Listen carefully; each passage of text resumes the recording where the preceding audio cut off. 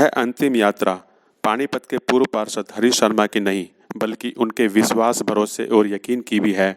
वह यकीन जो उन्हें लगता था कि भाजपा सरकार में उनकी बात सुनी जाएगी, वह भरोसा जो उन्हें लगता था कि भाजपा सरकार में कानून अपना काम करेगा, वह यकीन कि यदि वह गलत काम की शिकायत करेंगे तो उस पर कार्रवाई होगी।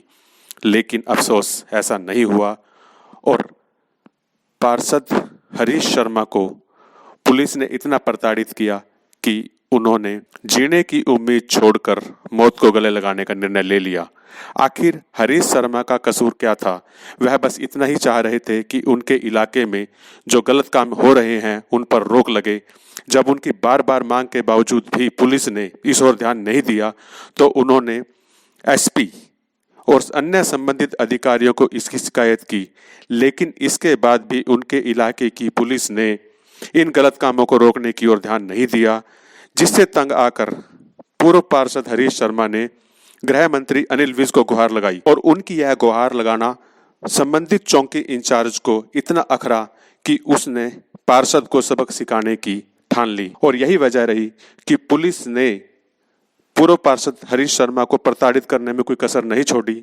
उनकी बेटी का आरोप है कि पुलिस की कई गाड़ियां उनके घरों के आसपास मंडराती रहती थी। यहां तक कि हरीश शर्मा के समर्थकों को पुलिस तंग करती थी, उन्हें नाजायज तरीके से फंसाया जाता था और उनके खिलाफ कई तरह के मामले भी बना दिए। इस सब से हरीश शर्मा इतने परेशान हो गए कि उन्हें लगा कि अब उनकी सुनवाई नहीं होगी। उनका अपनी सरकार और कानून से विश्वास उठ गया और तभी उन्होंने ऐसा निर्णय लिया कि अब उन्हें जिंदा ही नहीं रहना। पूर्व पार्षद की बेटी अंजलि शर्मा की शिकायत पर पानीपत की एसपी और अन्य पुलिसकर्मियों के खिलाफ मामला दर्ज किया गया है। लेकिन अब देखना यह है कि क्या पुलिस अब इस पर कोई कार्रवाई करेगी, क्योंकि पानीपत की पुलिस जिस तरह से अभी तक काम करती नजर आ रही है, उसे नहीं लगता कि पानीपत पुलिस इस मामले को लेकर कोई ज्यादा संजीदा है। पुलिस की कार्यप्रणाली से यही लग रहा है कि पानीपत पुलिस पूरी तरह से मनमानी कर रही है और अगर पुलिस यदि मनमानी नहीं करती होती तो आज पूर्व पार्षद हरीश शर्मा हमारे बीच में होते, उन्हें इस तरह से आत्महत्या जैसा कदम नहीं उठाना पड़ता। लेकिन पानीपत पुलिस ने ऐसा कुछ नहीं किया। हरीश शर्मा को अपनी जीवन से हाथ धोने का निर्णय लेना पड़ा। हरीश शर्मा की मौत के बाद गुस्साए लोगों पर पुलिस ने कल रात जो लाठीचार्ज किया, इसके बाद प्रदेश में राजनीतिक तूफान मचा हुआ है।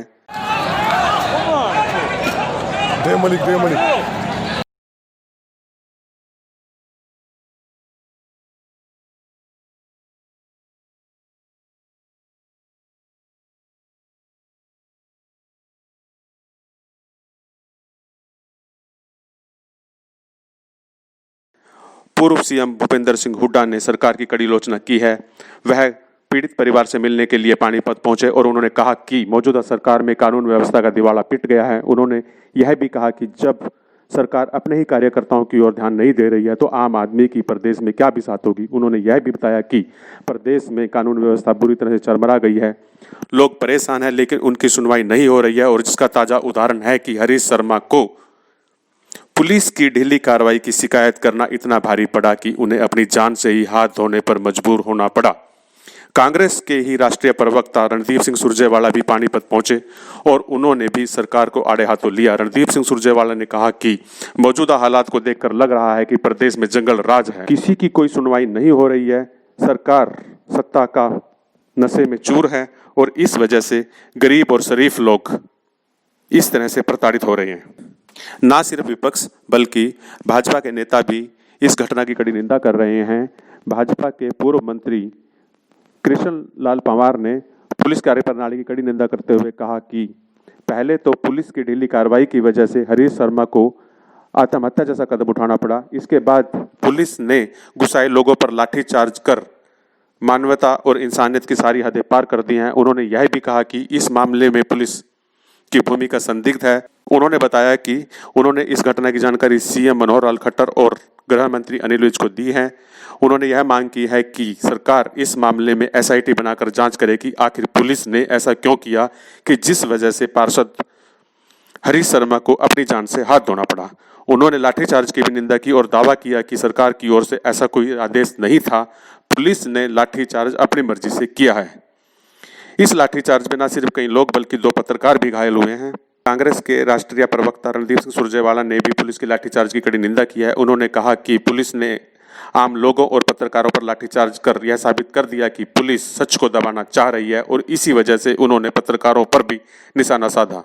इधर दूसरी ओर कल रात की घटना के बाद पुलिस की लाठीचार्ज का एक वीडियो वायरल हुआ है, जिससे पता चल रहा है कि पुलिस लोगों को किस तरह से दौड़ा दौड़ा कर पीट रही है। यहां तक कि पुलिस ने उन लोगों को भी पीट दिया जो प्रदर्शन में शामिल नहीं थे। पुलिस के सामने जो भी आया पुलिस ने उस पर जमकर लाठियां भांजी। पानीपत के पत्रकारों ने भी पुलिस की कार्यप्रणाली की कड़ी निंदा की है। उन्होंने कहा कि पत्रकारों पर लाठीचार्ज करना पुलिस का अमानवीय रवैया है। उन्होंने इस मामले की जांच की मांग की है। पत्रकारों ने यह भी कहा कि पुलिस निरंकुश हो चुकी है और पुलिस के इस लाठीचार्ज की जांच होनी चाहिए कि आखिर क्यों पत्रकारों को पुलिस ने निशाना बनाया। बहरहाल हरीश शर्मा की मौत के बाद पानीपत समेत पूरे हरियाणा में राजनीतिक तूफान आया हुआ है। हर कोई सरकार, पुलिस और प्रशासन की कड़ी आलोचना कर रहा है। देखना यह है कि अब अपने कार्यकर्ता और पूर्व पार्षद की मौत पर सरकार क्या रवैया अपनाती है। आपको यदि हमारा काम पसंद आता है, हमारा वीडियो पसंद आया तो आप हमें लाइक कर सकते हैं, सब्सक्राइब कर सकते हैं। इससे हमारा हौसला बढ़ेगा और हम इसी तरह से आगे भी जनहित के मुद्दे उठाते रहेंगे। जय हिंद।